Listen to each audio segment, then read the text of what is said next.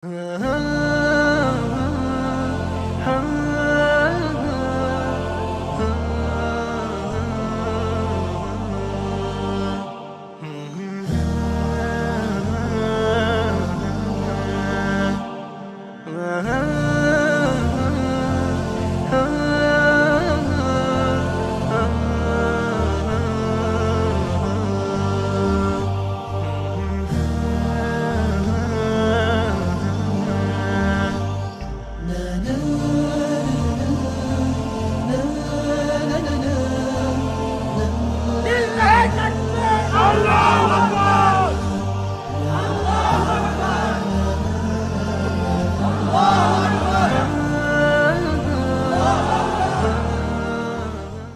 কি অনুভব করতে পারছেন এই মজলিসের কোথাও হয়তো রহমতের ফেরেশতারা আমাদের ঘিরে আছেন? কারণ আজ আমরা এমন এক মানুষের কথা বলতে চলেছি যিনি স্বয়ং বিশ্বজগতের প্রতিপালক, আল্লাহ সুবহানাহু ওয়া তাআলার হাবিব। তিনি হাবিবুল্লাহ, আল্লাহর বন্ধু, উভয় জাহানের মানবের সর্দার বিশ্বনবী মুহাম্মদ সাল্লাল্লাহু আলাইহি ওয়াসাল্লাম। অথচ আজকের এই যান্ত্রিক নগরে, আমাদের ব্যস্ততম জীবনে আমরা কি একবারও ভেবেছি কে তিনি? আমাদের সাথে তার সম্পর্কটা আসলে কিসের?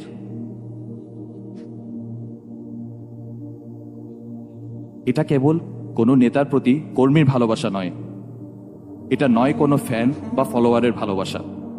এই ভালোবাসা, এই টান রক্তের চেয়েও গভীর, আত্মার চেয়েও আপন। আসুন একটু পিছনে ফিরে যায় 1400 বছর আগের মক্কার ধুলিমলিন সেই পথে। আপনারা কি মক্কার অলিতে গলিতে হাঁটা সেই মানুষটিকে দেখতে পাচ্ছেন? তিনি ছিলেন মক্কার সবচেয়ে সম্ভ্রান্ত বংশের সন্তান, আল আমিন বলে সবাই তাকে বুকিয়ে জড়িয়ে ধরত। নবুয়তের পর সেই মানুষটি হয়ে গেলেন সবার শত্রু। আপনারা কি দেখতে পাচ্ছেন সেই দিনের দৃশ্য?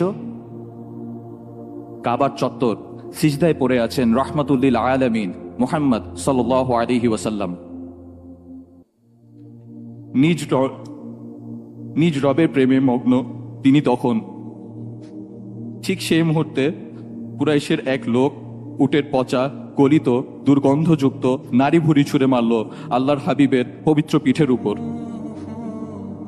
কল্পনা করতে পারেন সেই দুর্গন্ধ, সেই ভারী বোঝা?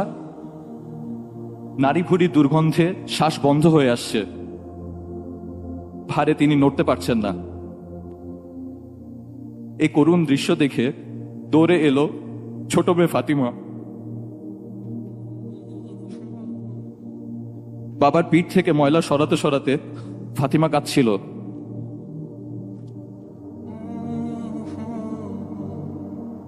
মাথা তুলে মেয়ের চোখের পানি মুছে তিনি বললেন, কেঁদো না মা, আল্লাহ তোমার বাবাকে রক্ষা করবেন।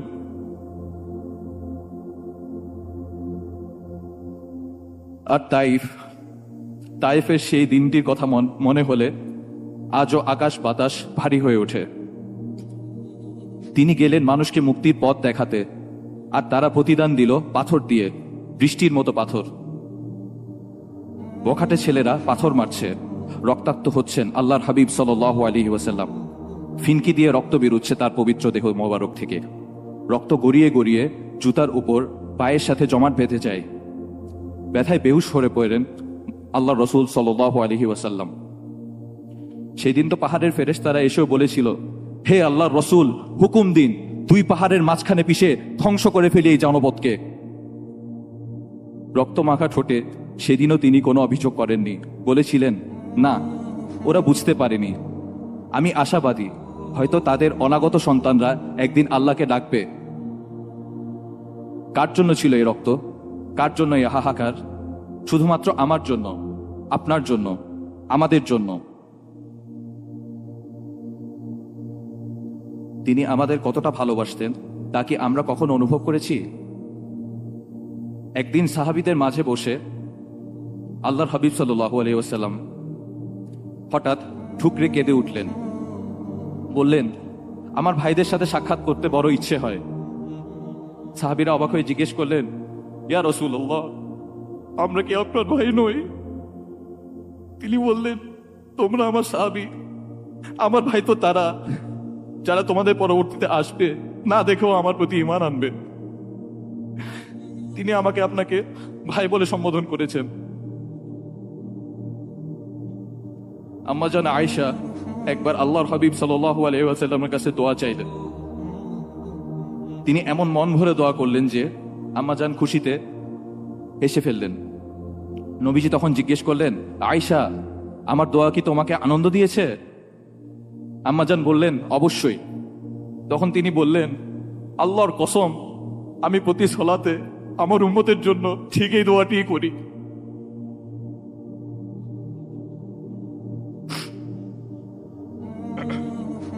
একবার চিন্তা করুন তো, প্রতি সালাতে তিনি আপনাকে ভোলেননি।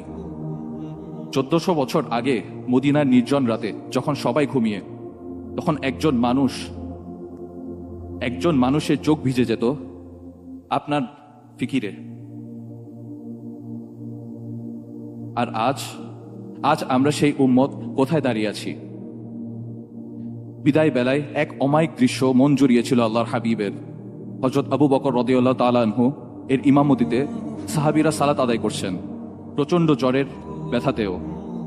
পর্দার আড়াল থেকে এই দৃশ্য দেখে তিনি মুচকি হাসলেন। প্রশান্তিতে বুক ভরে উঠল তার। আমার উম্মত একতাবদ্ধ, আমার উম্মত আল্লাহর পানের রুকু সিজদায় অবনত। একবার ভাবুন তো, যদি আজ আল্লাহর রাসূল সাল্লাল্লাহু আলাইহি ওয়াসাল্লাম ফিরে আসতেন, যদি তিনি দেখতেন তার সেই আদরের উম্মতের মসজিদগুলো আজ ফজরের সময় খালি পড়ে থাকে, যদি তিনি দেখতেন তার ভাইয়েরা আজ অশ্লীলতায় মগ্ন, যে উহুদে তার রক্ত ঝরেছে, সেই মানুষেরা আজ সামান্য দুনিয়ার লোভে মিথ্যা বলে, ধোঁকা দেয়।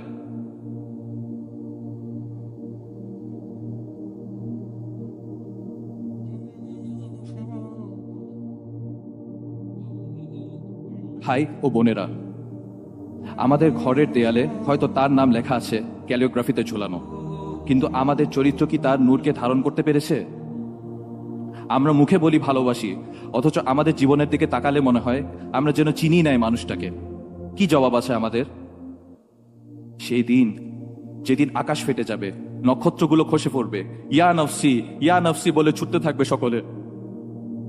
গর্ভধারিণী মা নিজ সন্তানকে চিনবে না, বাবা চিনবে না ছেলেকে।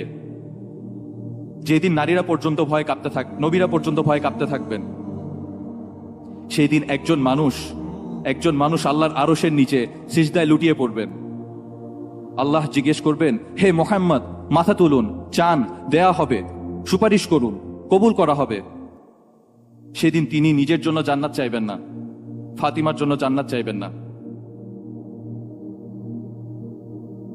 যেদিন সবাই সব বন্ধন ভুলে গেছে, মুছে গেছে, সম্পর্কের যত সীমানা, সেই দিনও তিনি বলবেন, ইয়া রব্বি উম্মতি উম্মতি, হে আল্লাহ, আমার উম্মত। মহাবিপদের সেই দিনেও যিনি আমার আপনার জন্য কাঁদতে থাকবেন, না যাতে সুপারিশ করবেন, কেমন করে আমরা সেই নবীর সুন্নাহকে অবজ্ঞা করি? কেমন করে সেই নবীর কলিজায় আঘাত দিয়ে পাপাচারে লিপ্ত হই? আমরা কি বড় বেশি অকৃতজ্ঞ নই?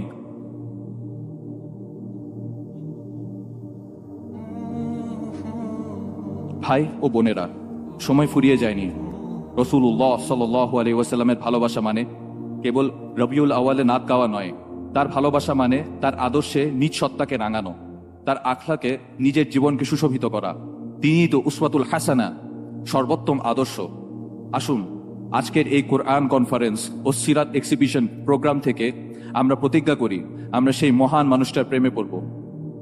আসুন, শপথ করি, আমরা সেই দৃশ্যের নীলিমায় হারাবো যেখানে হাউজে কাউসারের পারে সেই প্রতীক্ষিত মুহূর্তে আমাদের জন্য অপেক্ষা করবেন আল্লাহর রসুল রহমাতুল্লিল আলামিন খাতামুল আম্বিয়া মুস্তাফা মুহাম্মদ সাল্লাল্লাহু আলাইহি ওয়াসাল্লাম। মন প্রাণ উজাড় করে তাই চলুন সেই মহান মানুষটার নিমিত্তে আমরা দুরূদ পাঠ করি। আল্লাহুম্মা সাল্লি আলা সাল্লিম আলা নবিয়িনা মুহাম্মদ।